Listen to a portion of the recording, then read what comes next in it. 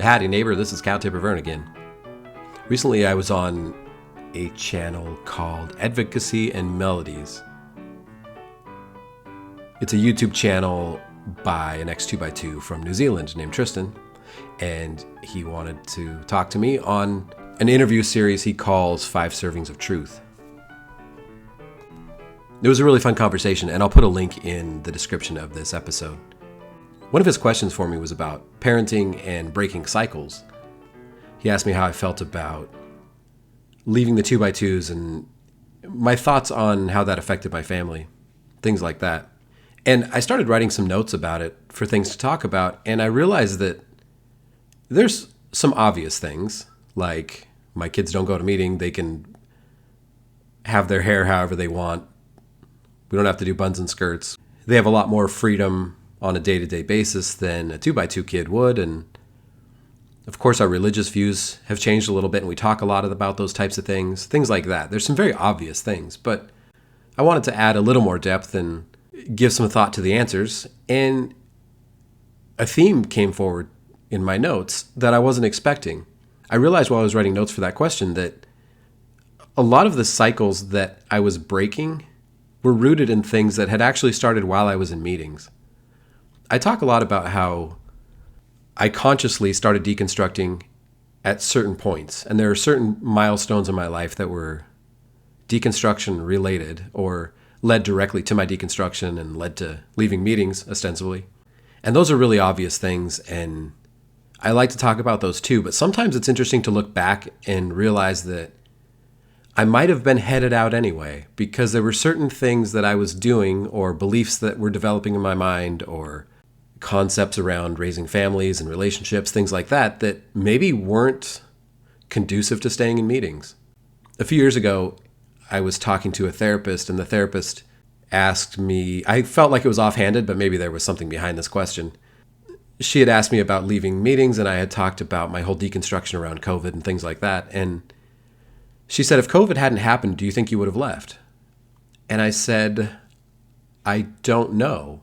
I wanted to give an honest answer to the question, and I wasn't sure. I feel like a lot of our experiences just sort of happen to us, and we adjust as we go, and our lives are made up of a lot of circumstance, really. And of course, I feel that way more now after leaving meetings, because not every single thing is a referendum on whether I have faith or not. But I had to be honest and say, I don't really know. I don't know if I would have left meetings.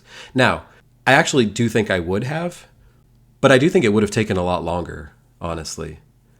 But when I start thinking about topics like parenting, I realize I was probably headed there anyway, because there was a lot of things I was doing as a 2x2 that didn't necessarily follow the 2x2 path. And that would have been a problem at some point. I don't know when. I don't know how that would have manifested itself. But I feel like, if I'm honest, there's some things that I would have done as a parent that eventually would have led me to some really hard decisions. So in that interview with Tristan, I mentioned a few of those things, and I thought I should just talk about those things a little bit more, because it's an interesting topic, I think. It's interesting to look back and think, was I headed here anyway?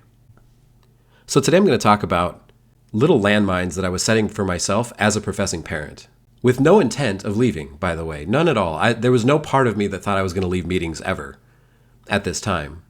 When we were in meeting with young kids, we had all the same struggles as any young family, trying to keep kids quiet, trying to get to meeting, period, especially with health issues and issues of getting kids in the car, keeping their clothes clean, all that kind of stuff. Young parent struggles that are common to probably every young family. We had all of that stuff anyway. But there were certain things that I think might have been leading me to potentially controversial decisions later.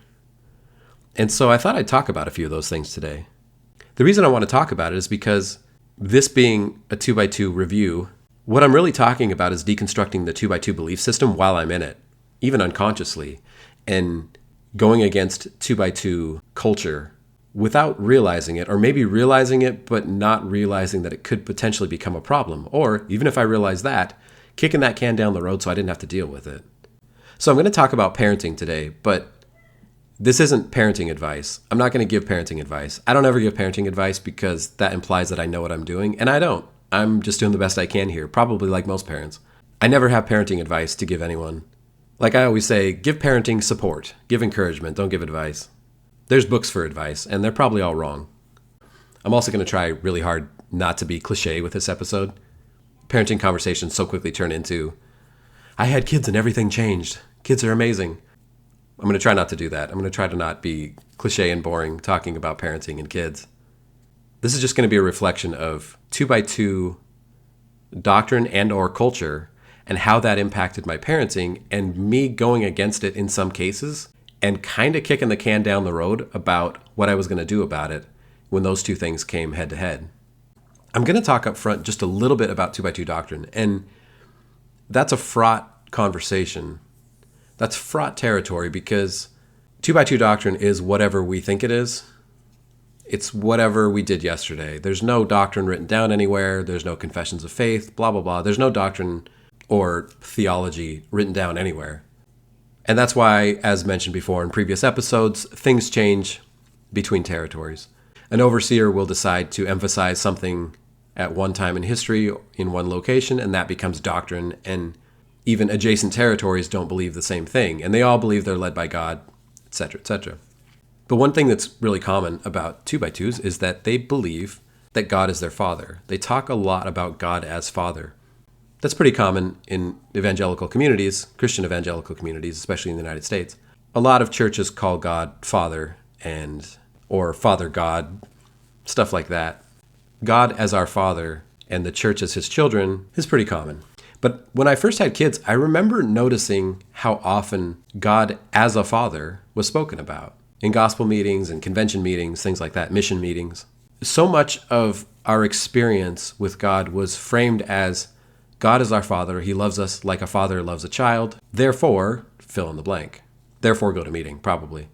There was really no end to those conversations. The conversations, or the sermons, as it were, the testimonies, were framed around the idea that God is our father and loves us as a child. And I just kind of went with it for most of my professing life. It was just framing. But you know how it is. You have kids and you start seeing things a little bit differently. And having kids, myself, caused me to notice the exact framing a little more often.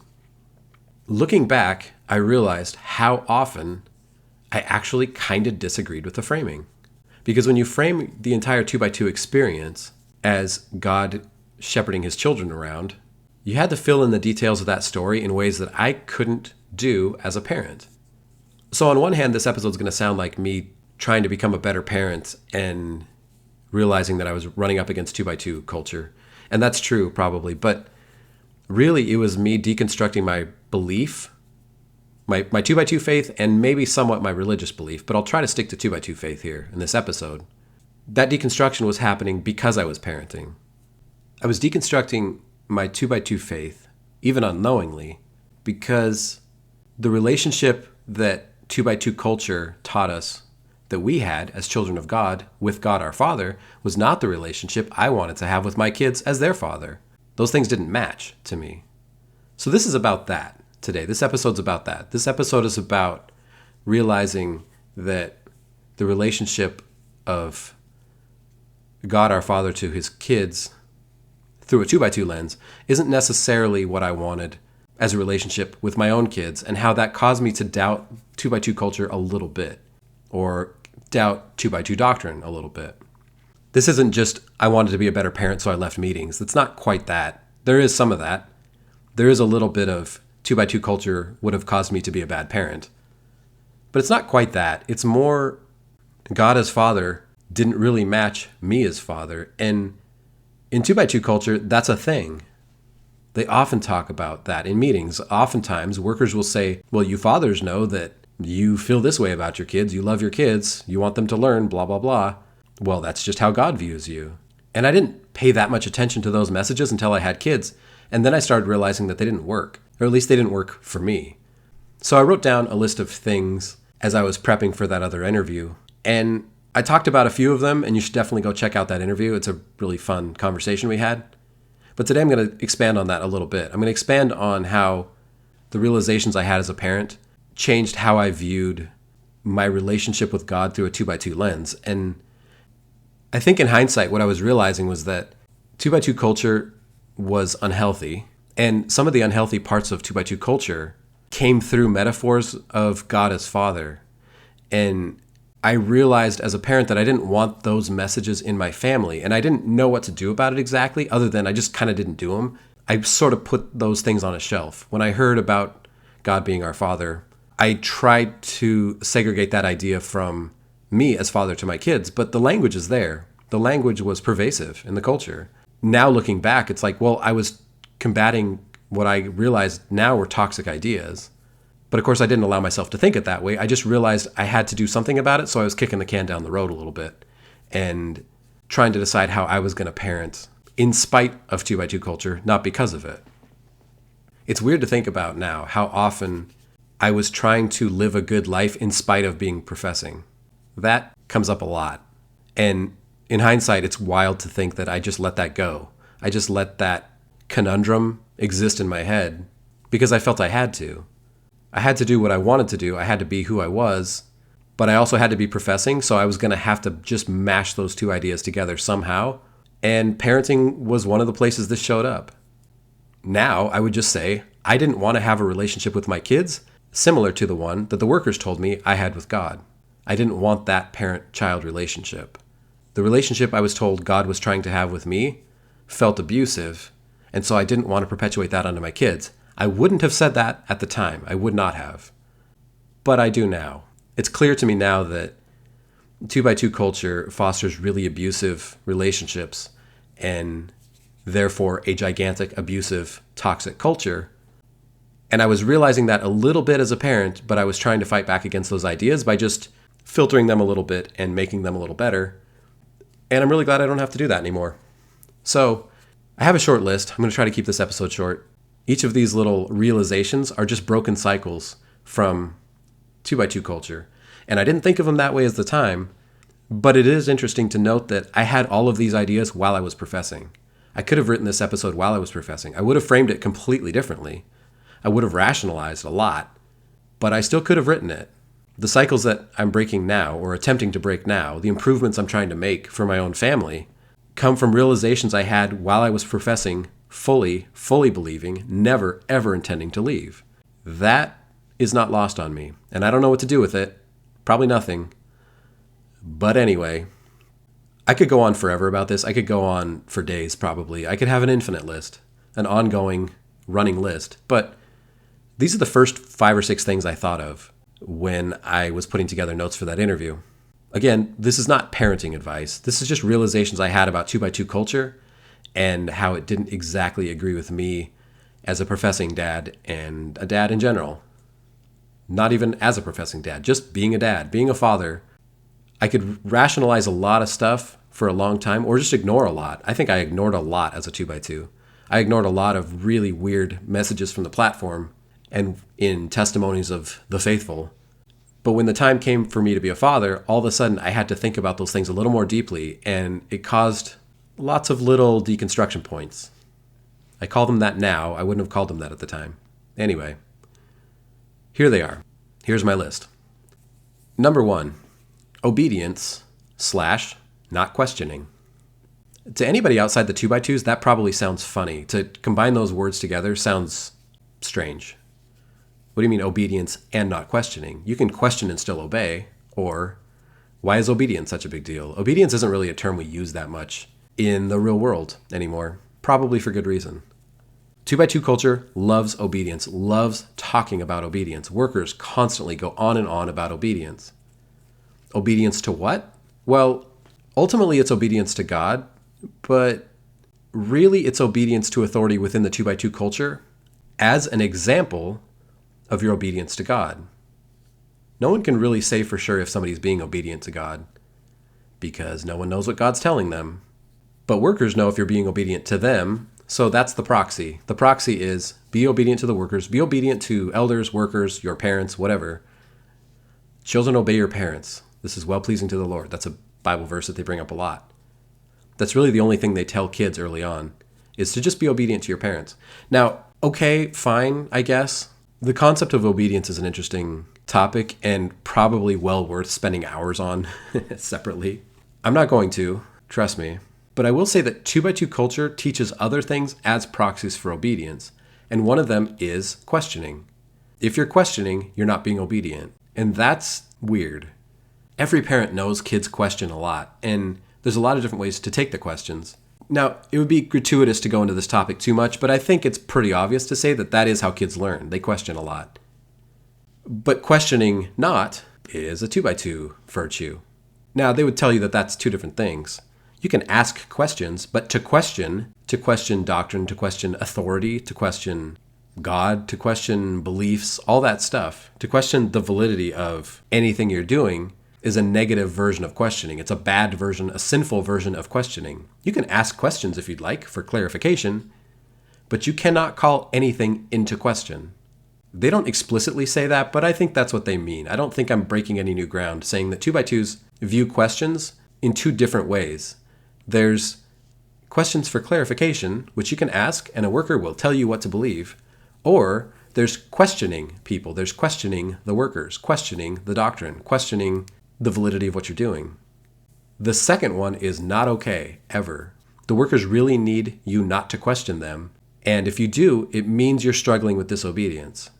Questioning, in the sense of interrogating ideas or challenging authority, challenging thoughts, whatever, that's universally seen as disrespectful to a 2x2. There's no version of questioning authority that 2x2s like, and they see it all as a lack of obedience. As much as I'd love to see myself as some sort of independent renegade, I'd follow a lot of rules. I definitely did more as a 2x2 because it was easy. That was how I gained my credibility as a 2x2, especially a 2x2 kid. But when I had my own kids, I thought, I don't want them to do that. It's weird how you can rationalize something for yourself, but as soon as you see somebody else do it, you all of a sudden see the problems nested within the concept. I didn't want my kids to just blindly follow rules. I didn't want them to blindly obey and question not. And that's why, when I first had kids, some of the first parenting advice we got was so offensive to me. To this day, I can't believe we heard it. And the only reason I'm mentioning it now is because we heard it many times. If one person had told me this, I wouldn't mention it on this episode because it would out the person. And I would sort of expect that if somebody else were telling the story, I would say, wow, that person's kind of crazy. But no, this is a common thing in 2x2 culture. We were told to break the will of our kids, that it was really important to raise good, godly kids by breaking their will. That phrase, break the will of your kids, break their will. The obvious implication being, they'll be obedient if you break their will. If you break the part of them that wants to learn and grow, they'll be great 2x2s. We were told that several times. From connections within the 2x2s, from workers, we heard it from the platform. 2x2s love the idea of breaking the will of your kid so that your kid doesn't question you ever. And then we sing hymns about faith that questions not. Not ever asking questions or challenging anything is a sign that you're obedient and you have faith. We sing hymns about that. Again, I blew right past all this stuff before I had kids, but as soon as I had kids, I thought, wow, that is toxic. I don't actually want to do that. I don't want kids that never ask questions. I don't even want kids that don't question me. I want kids to question me. They should. I'm an authority. They will know that I'm an authority. Not just because I have a title, not just because I wear a shirt that says dad on it. I'm an adult, and they want to trust me. And if they question me directly, challenge me even, it's because they know I can handle it. The idea that we can't challenge the 2x2 God, and we definitely can't challenge 2x2 workers because it shows we're being disobedient, is really culty sounding when you say it out loud. I don't want my kids to have to prove their allegiance to our family by never asking a question and never challenging any idea in the family. That seems really, really unhealthy. And again, I didn't realize how often those topics come up in testimonies and in meetings and things until I had kids. And I started noticing them, how often we were told not to question. I've always encouraged my kids to ask questions and question me if they need to. And I'm okay with it because A, I'm their parent.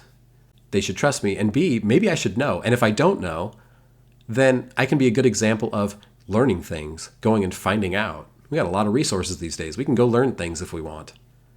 I don't have to know everything to be a good parent. I don't know everything. I just finished up some episodes about not knowing stuff. We don't know a lot of things.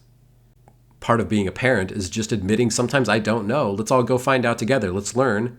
And hey, maybe I'll give you an answer. You might find a better answer later. I'd love nothing more than for my kids to find better answers than I have. I don't take that as a sign of disrespect. Not being allowed to question and being required to obey blindly is how religions become cults. Let's just be honest. It's how you end up with hundreds and hundreds of cases of abuse buried and covered up and never resolved. It's extremely unhealthy, extremely unhealthy to stop people from questioning. Blaming somebody for questioning and saying they're not being obedient, they have a bad spirit, blah, blah, blah, is abusive. I'll just say it right up front. That is an abusive way to have a relationship. That is an abusive relationship. I think sometimes people don't like to be questioned when they want to have the authority, but they don't want to explain it. And the Bible's not clear on a lot of things, and the Bible definitely doesn't back up a lot of what 2x2s say and believe, but they don't want you to make them deal with that. They just want to have authority. They want to be right, and they don't want you to ask any questions. They want you to obey them. You can show how much you obey God by obeying them. That's dumb. That's how you get buns and skirts. So, in summary, point number 1, I realized after having kids that I didn't like the idea of blind obedience, meaning you were a good kid. That didn't make any sense. Being a child of God by blindly obeying and never questioning just didn't work for me. And again, fully professing me just rationalized that, but it bothered me. Deep down, it bothered me because it wasn't the relationship I wanted to have with my kids. I wanted my kids to be able to question and challenge and interrogate and grow because of it. I don't want them to sweep things under the rug. Point number 2 is kind of a doctrinal thing, but 2x2s, of course, don't write any doctrine down, so you have to just infer it. You have to interpolate it through what's being spoken. I don't think I'm breaking any new ground when I start talking about 2x2s seeing love as a conditional thing. 2x2s believe you have to earn love. Would they say that? I don't know, actually. I don't know if they would actually say that. In fact, they might argue with me on this point. And they're free to do that. But I think every ex 2x2 can probably relate to the idea that if they ever questioned or challenged anything, there would be a loss of support, and there would be a loss of community and care, and all the things that you would tie to love if you weren't a 2x2. 2x2s have to earn their love. And there's a sleight of hand that 2x2s use, and I think a lot of religious people do this.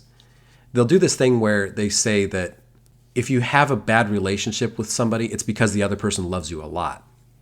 Like, yes, we struggle, and there's pain in our life, and blah, blah, blah. Lots of things. Lots of bad things happen to us, but it's because God loves us. Come on. Say that out loud about a person. If you make somebody else miserable and tell them it's because you love them, that's obviously abuse. Obviously. That's not a relationship I can have with my kids. I'll come back to that topic a little bit in a minute. But for right now, I'll just want to talk about the conditional love part.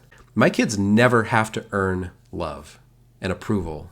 If they do something that disappoints me, we can talk about that, but I'm going to have to explain to them why what they did is disappointing. I'm going to have to justify that a little bit.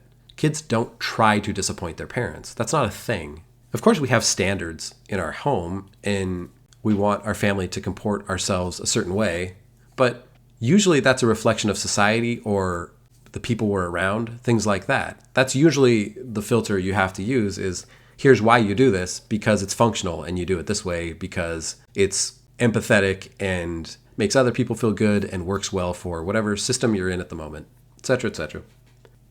But in the 2x2s, love and approval are the same thing.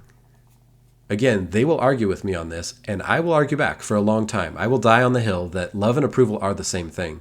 If you take away 2x2 doctrine, such as it is, you can realize very quickly that the way 2x2s treat people they disapprove of is not loving at all, period. 2x2s treat people they don't approve of very, very badly, abusively. And they feel great about it because they're right. Because their culture tells them that you have license to treat people terribly if you disapprove of how they live or how they are, how they talk, how they act, or if they have the wrong beliefs. You can do that, and that's love too. I'm here to say that no, it's not. And when I had kids, I realized I can't do that. My kids don't have to earn their way to my approval. I approve of my kids. They're here because of me. They didn't ask to be here. That's mostly my fault, at least half. So they don't need to work hard to earn my approval. For 2x2s, you have to earn God's approval. As I was writing my notes, I thought of this hymn. I don't remember which hymn, and I'm not going to look it up. Trigger warning, hymns. But there's this line of a hymn that came to me that says, loved of God, approved and chosen. What a chaotic phrase. What a chaotic phrase. Now, you could say that that's just a list of things, but if you put them all together, being loved and being approved and being chosen is an interesting combination of things because they all need different things. I can love my kids even if I don't approve of something they're doing. 2x2s can't do that. Because if you're doing something that's not approved, it means you're sinning and they cannot love sin. 2x2s hate sin because God hates things. Christians, by the way, love to talk about hating things that God hates. They love talking about that. They love talking about things God hates way more than they like talking about things that God loves. And 2x2s are no exception. They'll talk all day about the things that God disapproves of, and God disapproves of sin. Well, you can't love sin. So if someone is acting in a way that you disapprove of, then you have to hate that. And you can hate them too, and then you can call it godly love. I've talked about this ad nauseum before, and I'll talk about it for the rest of my life. 2x2s throwing qualifying words in front of other words to change the meanings, and in some cases completely invert the meanings, is a fun pastime. They love to say love, but godly love can mean showing how much you hate something and how much you disapprove of it. The X2x2 community is filled with people who have terrible relationships with their parents and family and friends who are professing. Not because they left and hate all the professing people now. It's because they left and the professing people hate who they are now. And I do use that term on purpose. Hate is the correct term for this because the professing people see them as sinful, and God hates sin, and that's their license to hate the people. God hates sin, and 2x2s use God's hatred of sin as license to treat people terribly and hate them and feel good about it. All of these realizations hit me when I had kids, and I realized that that doesn't work for me. Early on, the thought crossed my mind that my kids might grow up to be different than I am. I've mentioned this before in other places, other podcasts and things, that when my oldest was very young, I looked at my kid and realized, oh man, what if they grow up to not profess? What if they grow up to be LGBTQ, which professing people don't approve of? They hate it. They might not say it, but they do. What if my kid grows up to be authentic to themselves in a way that 2x2 doctrine tells me I have to hate? I realized when my oldest kid was very young that I couldn't do that. And I hid that. I just tucked that away and thought, well, I hope I don't have to deal with it because I can't do it. My love for my kid cannot be conditional. That doesn't feel right. It doesn't feel like I'm being a good parent if I do that. So that's point number 2.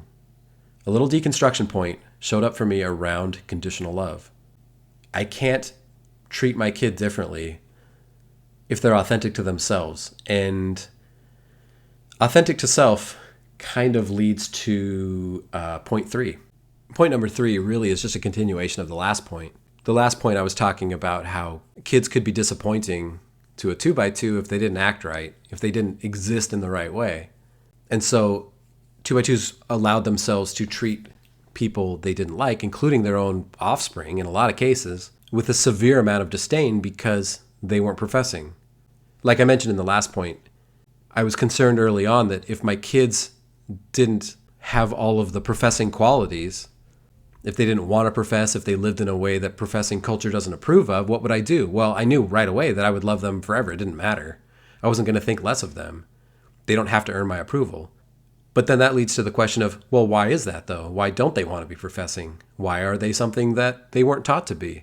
Maybe they just have a human nature and that's okay.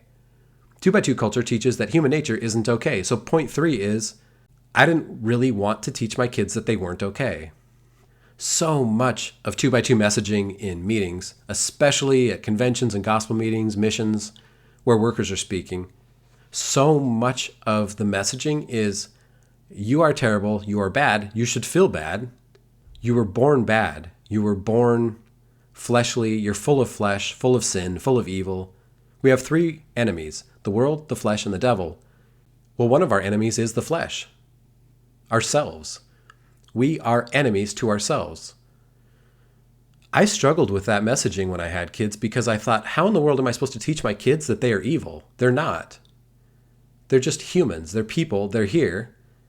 And if God moves them and draws them toward, belief system, religion, whatever, two by two, if God draws them into meeting and draws them to profess, that's one thing. But if they don't do that, whose fault is that? Is it because I didn't make them obey? Or is it because that's just who they are as people? Are they evil because they were born evil? Well, that's not their fault. They didn't decide to be born evil. This is entry-level free will conversation, honestly. And I think most people who've deconstructed religion, or at least deconstructed the religion they were born into, thought about this on day one. I honestly didn't really think about it that much until I had kids. We didn't use the words original sin. We didn't use that concept or that title for it, but we love to talk about how sinful we were as people. And so many testimonies, especially at convention, lots of weeping in testimonies at convention because, we barely made it here this year. We tried to do the right thing. We tried to be professing and good and godly, blah, blah, blah, but we just barely made it. We crawled in on our hands and knees to convention. We made it back again. What? What does that even mean? We tried to be what we're supposed to be, but the way God created us stopped us from doing that, and we're thankful to him for it or something? I don't know.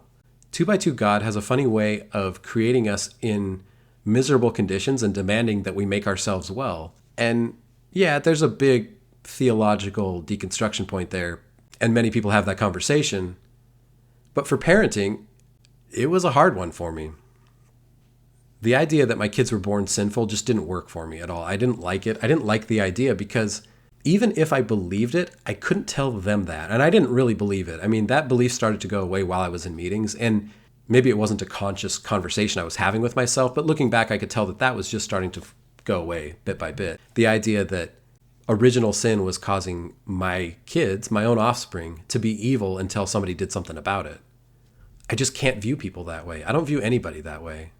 Thinking your kids are born evil and sinful is how you end up justifying the break your will conversation. And so the connection between break your will and love them conditionally because of their sin, those things are all tied together and I believe are abusive. I believe it's an abusive way to raise kids and I didn't like it so I couldn't do it. I didn't view my kids that way.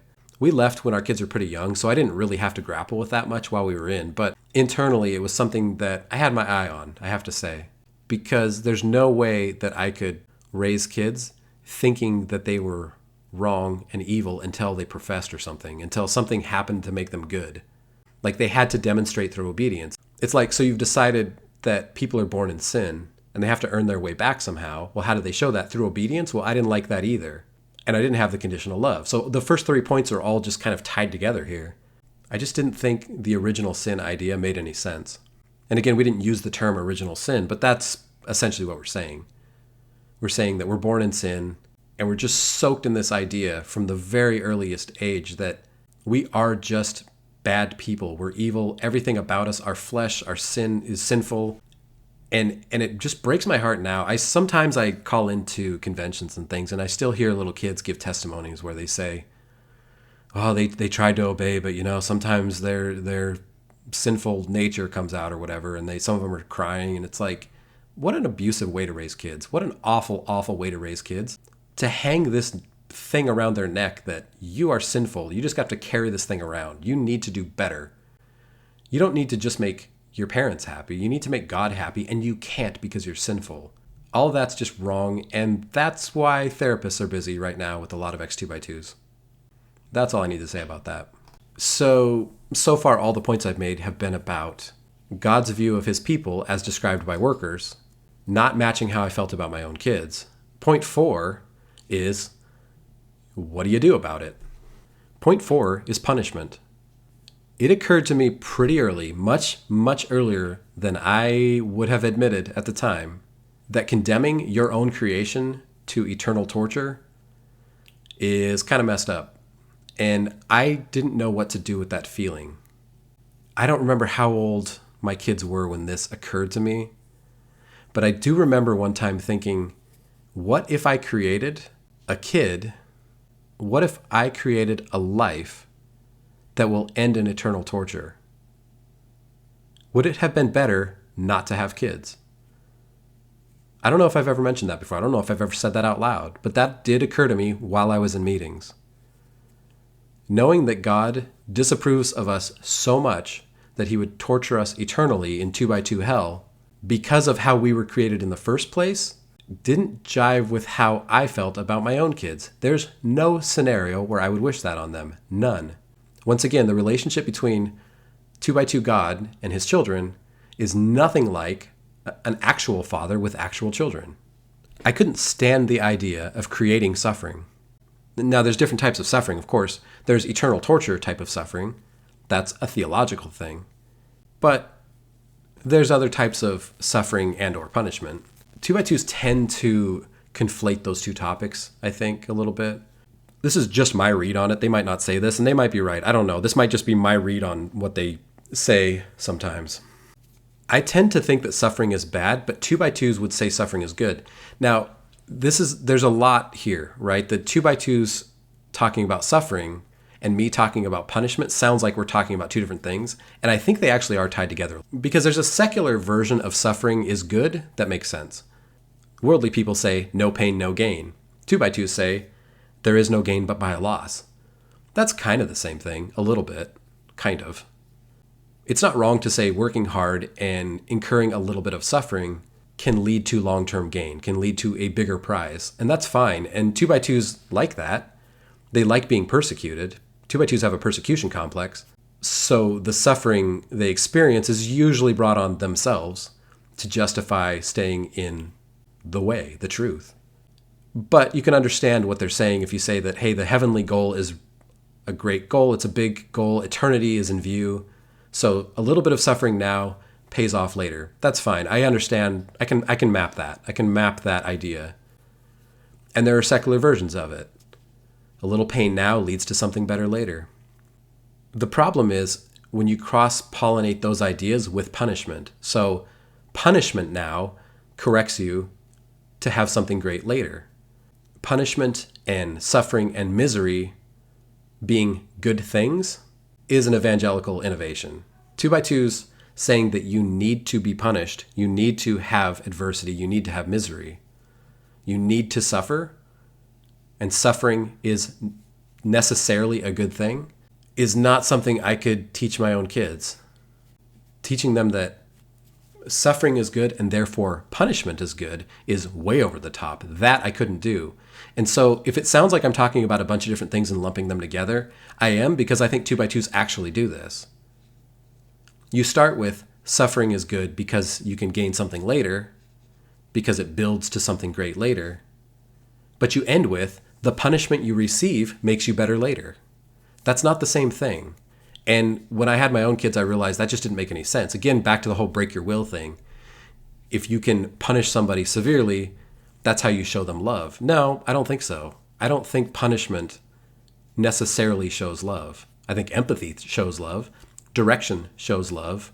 Teaching shows love. Punishment in and of itself is just punishment.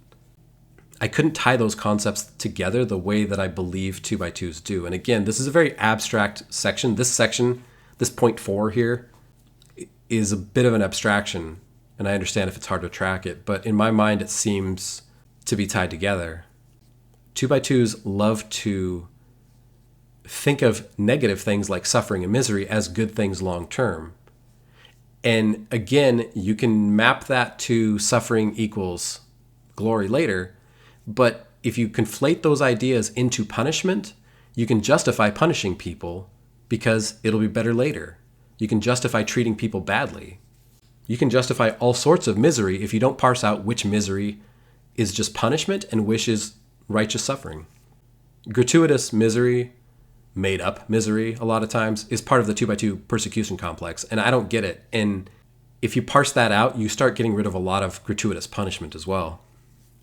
I really believe that religion in its best state is good for the concept of living through and becoming stronger through suffering. I think there's a kernel of good thought there. I don't think that idea is wrong conceptually, but I think that persecuting someone else and punishing them is not the same thing. 2x2 punishment oftentimes manifests as kicking somebody out of meetings, telling them they can't take part anymore, telling them they need to be rebaptized, general chastisement, excommunication, all this kind of stuff. 2x2s feel persecuted themselves a lot, even though they make it up in their heads. So when they persecute other people, they feel like it's justified and that there's a big reward at the end for that, that all of this suffering is just some sort of punishment that's righteous in some way. And I just disagree with that. I don't think that's a good way to have a community. And I definitely didn't feel like it was a good way to raise kids. So many ex-2x2s have stories of being essentially excommunicated from their own families because they didn't toe the line exactly right. And the families felt good about that because it was a type of suffering that was justified through punishment. And I think the 2x2s really do believe that that type of punishment will lead people back to meetings at some point. I'm here to tell you it doesn't work, ever. If you're professing and listening to this and you've decided to cut ties or communication with somebody you know and hope that they'll come back prodigal son style, you're wrong. They will not. And in fact, you're reinforcing what they thought in the first place, which is 2x2 culture is toxic and I don't want any part of it. 2x2 punishment often isolates the people within the group. And I think that's abusive too. If my kids do something I don't approve of, the last thing I want to do is isolate them from everybody else. I am their support system in a lot of ways. They'll develop more support systems as they get older, as they make friends, maybe have their own families or whatever. But when they're young, I'm their support system. There's no version of anything they could do that would cause me to kick them out completely and excommunicate them. There just isn't. There's nothing that they could do. As a parent, I cannot imagine expecting your kid to go off and have a prodigal experience and then come back. I think that story does a lot of damage, by the way. And I'm not doubting the story or anything like that. Maybe Jesus really said it. That's not the point. The point is, sometimes people use parts of the Bible to justify punishing people by not talking to them, by isolating them, kicking them out of the community, and then expecting them to have some sort of revelatory experience and come back. That doesn't happen very often. It does happen. Sometimes it does. But I don't think it's a good model for a community or a family.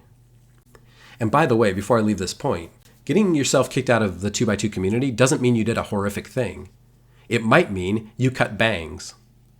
You might be told you can't take part in the weekly meeting in your faith community. You can't take part in your faith community because your hair doesn't look right. People come into my X group all the time saying, I got kicked out because of some minor offense. To a 2x2, sin just means barely missing the mark. You'll hear them talk about that all the time. Sin doesn't mean do a horrific thing. Sin means just barely do something slightly wrong. So you'll get isolated from your community as punishment, as righteous punishment, righteous judgment, for questioning, for saying something out of place, for not buying into the workers, for not supporting the workers vocally, for wearing the wrong clothes, for making a mistake, truly. There's all kinds of minor little mistakes that are common to all humans, but if you do it as a 2x2, you get isolated from the community. It was very real to me when I had kids that that's not how I wanted to raise my kids. My family just couldn't operate like the 2x2 community. That should have been a bigger deconstruction point at the time. So the first 4 points have kind of led to each other. They've kind of been sequential. This next point, point 5, is kind of a standalone point. And it's just a personal thing. I never liked how the 2x2s were against knowledge, learning, education, all those things. They're constantly decrying the wisdom of the world, and I just didn't like it. And that's not new. There's nothing really new here, but I knew at some point that that would come up. My family loves to learn. We love to research. We do lots of learning, and we like school. And I'm thankful that I was raised in a family that liked school as well. I have an education. Everyone in my family was encouraged to get an education. So in some ways, we were not the mainstream in that regard. I think it also had to do with the fact that I was raised in an area that was highly educated. But 2x2s in general really push back against worldly knowledge. They don't exactly explain what they mean. They don't exactly explain where the line is. They don't tell you where good wisdom ends and worldly knowledge starts. But I realized very early on having kids that I wanted to encourage them to learn, and I can't imagine wanting them not to. And as such, they might learn things that don't work in the 2x2 culture. If my kids pick up a science book, they're going to learn a lot of things that 2x2s don't want them to know. Workers don't want them to see what's in a lot of science books. Workers constantly decry worldly wisdom and worldly knowledge, and it takes us away from God or whatever. And that's a weird thing. I don't know how to square that with the idea that God created all of it. I've talked about that a lot on other episodes, so I won't dig into that anymore, but it is a point of deconstruction for me, realizing that I could get away with that for a long time. I could understand how to navigate myself through all of that. But teaching my kids that, yeah, the workers say things against education, but in our family it's still okay. That type of thing felt really awkward to me. And again, I was raised that way, so it was fine for me. And it never bothered me, by the way. It just never bothered me. I went to college and went to meeting the whole time, not a big problem. But realizing I would have to message that to my own kids felt like a challenge. So not really much to this point, but it was something I thought about a little more seriously when I had kids, that I realized I was going to have to think this one through a little bit, because I didn't want my kids to be ignorant on purpose. I didn't want them to accidentally absorb a lot of anti-knowledge, anti-education messaging from meetings and carry that with them. This sounds crazy in hindsight, but we homeschooled our kids for a while. I've mentioned this on another episode about how we had books on our shelves that bothered professing people. They didn't know we had them, but I knew that they were bothered by them because they would freak out when they heard about them. But they were just science books. And to realize that we were sort of keeping two sets of books on this topic is a little alarming to look back on. Not surprisingly, you just can't do that for very long, though. Anyway, I don't really have much else to say about this, but realizing I would have to be purposeful about this messaging and I would have to go directly against what workers were saying to get my kids educated feels weird now. And I don't know how everyone has done it. There's a lot of highly educated 2x2s. I don't exactly know how they all did it. I don't really know how I did it either. But I did, and then when I had my own kids, I realized I would have a lot of obstacles to navigate, and I didn't know how to do it exactly. I knew I would have to, but I didn't want to. I'm glad I don't have to balance those things anymore. I can just tell my kids, hey, you can learn stuff. It's fine. There's no bounds on what you can learn when you don't carry around a theology that tells you not to do it. And for this, I am thankful. This last point, I guess this is point 6, but it'll be the last one. This last point's completely separate because it's less of a single theological point and more of a broad concept that I felt very uncomfortable with as a parent. And that is carrying around the name of God, carrying around the responsibility, an eternal responsibility, carrying somebody else's name with you, and how uncomfortable that idea made me. This idea is a little harder to describe, and that's why I left it till the end. And also, I think it was the one I thought about the least but bothered me the most while I was professing. I had a hard time with the idea that my kids would have an expectation to carry the name of God with them everywhere they went. We hear workers talk about how we might be the only Bible anyone ever reads. And they tell kids all the time that they have to be really, really professing, and their little professing friends might go off and do fun things like watch a movie somewhere, but they can't do it. You need to be an example of truth. Really, really young kids are co-opted to carry a message that the adults don't even carry themselves, and I think that's stupid. Yeah, the women dress different their whole lives, but the men really don't carry a lot of responsibility. And yet older brother workers feel just fine telling young kids to carry the responsibility of truth with them. That's so strange to me. Telling kids that when they go to school they have to be really professing because they might be the only chance at eternal salvation for their classmates seems abusive to me, honestly. It really does. And it bothered me a lot. When I had kids, the idea that they would have to go out the door every morning carrying somebody else's reputation was rough, especially mine. The idea that they would carry my reputation with them, like whatever they did made me look good or bad, was wrong to me. And you may be asking, what do you mean your reputation? Well, 2x2s operate entirely on peer pressure. I've talked about that before. I have a whole episode on it. 2x2s are really, really image conscious. And it shows up a lot when kids profess. When kids profess on time, which is too young, the parents cry. They're so relieved. They're so happy that their kids can go on and carry this legacy of professing. For parents, it's so important to have their kids fall into line that this is why they want to force them into obedience and breaking their will and all this stuff, because they need them to profess to carry on this line of professing. Families with a lot of professing kids, especially with professing workers, are seen as so special and great. The ego attached to professing parents is off the charts. 2x2s constantly feeding their own egos by padding their own reputations through their own children is incredibly distasteful to me, abusive in my mind. When I had kids, the idea that they would have to represent me and that if they professed I would look better seemed revolting to me, to be completely honest. And this is crazy because I had this thought as a professing person, and man, I stamped it out. I threw that way on the back of the shelf because I knew that that was not going to lead good places, but I couldn't shake the idea. The idea that my kids would have to profess and be really obedient and really blah, blah, blah, sit really quiet in a meeting and maybe go be workers or whatever, so that I would have a good professing reputation just seemed off the walls to me. It just seemed wrong.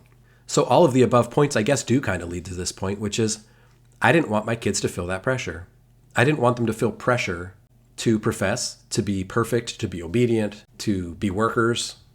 Any of the things that 2x2s see as virtuous, I didn't want them to feel pressure to do those things. That's insane to look back on. To think that I was thinking this while I was professing, I don't know how in the world I had that thought and also I'm going to profess forever. I don't know how those two things balanced in my mind, to be completely honest with you. I really want my kids to be themselves, whatever that means. And I'm really thankful now that they can be, because I couldn't want that while I was professing. Because we are not our own. We are God's, of course. Well, I knew from the time my kids were very young that if God was going to speak to them, he would speak to them. But me forcing God into their lives just didn't make any sense. And worst of all, me forcing God into their lives so that I looked better seemed really egotistical. And I couldn't do it because it was just not the right kind of pressure. I know that I'm going to have to prep my kids for the pressures of life. Life is full of pressure, but they don't need the pressure of me telling them to profess right. That just doesn't make any sense to me. It didn't make sense to me even when I was the most professing. I don't need them to carry on a legacy that isn't theirs. And yeah, I guess that's the end of it. That's my list. I think it all kind of leads to that point. Now that I'm saying it out loud, now that I'm saying this out loud, I think I organized my list pretty well. This is the first time I've read it all the way through. My kids, if they have a relationship with God, it should be their own. It shouldn't be forced onto them. I shouldn't break their will and make them do it. When I look at all these things, I realize that healthy attachments were discouraged in the 2x2s because healthy attachment styles weakened the 2x2 system. It weakened the grip that the 2x2 culture had on people. And that's so obvious in hindsight, but it's something that it's taken me a few years to wrap my mind around. Doing all these unhealthy things, especially doing them to kids, creating this toxic culture around kids, and then saying that it's because God wants it that way, when in reality, I didn't even want this in my natural family. That should have been a bigger red flag to me than it was. I was balancing a lot of that way in the back of my mind, on the back of my deconstruction shelf. I just had all these things tucked up there, and I probably had more. It's weird that I was carrying all of that at that time. And it's weird that it was hard to leave, given all of that. You'd think I would have sprinted out of there as soon as I had a chance, but I didn't. For a lot of other reasons, of course. Having my own kids made me realize that I wanted to be a good dad and I wanted to be connected to my kids. I wanted my kids to be able to come to me. I wanted them to feel safe coming to me. 2x2 culture does not teach that. It's not important. Safety's not important. And I don't think I should have to defend that particular point right now. Healthy attachments, healthy communities, safety, trust, all of those things are absent from 2x2 culture because they're not important to 2x2 culture. What's important to 2x2 culture is continuing 2x2 culture no matter what, even if you have to force it, even if you have to break the will of a child. And a lot of this was rooted in the fact that we were taught to approach God, our Father, our Heavenly Dad, as you would approach someone who didn't care about you at all. We were told that was love. We approached him begging forgiveness, begging mercy on our condition that we already had, that we didn't ask for and we hadn't earned. We approached him begging forgiveness and thankful that he, in his greatness, would barely give us any reassurance or blessing for living how we should. We wept in thankfulness because the creator of the universe didn't destroy us on sight. We didn't have a healthy relationship with God, in my opinion. That's just my opinion. And I didn't realize how unhealthy it was until I had kids of my own and realized I didn't want that relationship with my own kids. I wanted an open, welcoming, loving relationship, an unconditional relationship. I didn't want to force obedience. I wanted to encourage questioning. I didn't put conditions on love. I didn't want to teach them that they were evil when they weren't. I didn't want to teach them that punishment was loving. I wanted to teach them to interact with the world positively, to explore, to learn, even if that teaches you things that maybe I didn't already think. That's okay. And I definitely didn't want them to have to carry a legacy, to carry around the weight of expectations, so as to carry on a culture and a community that didn't care about them either. And if you want to argue with me on the point of 2x2 culture not caring about children, you can't. Not after Brewergate. As a 2x2, I was supposed to worry about my kids' relationship with God based on their relationship with me, because we're both children to our Father. I realize now that I couldn't do that while professing. But oddly, maybe I can now. Whether my kids believe in God or not is going to be up to them. They can talk to me about it, we can discuss, we can question, we can learn.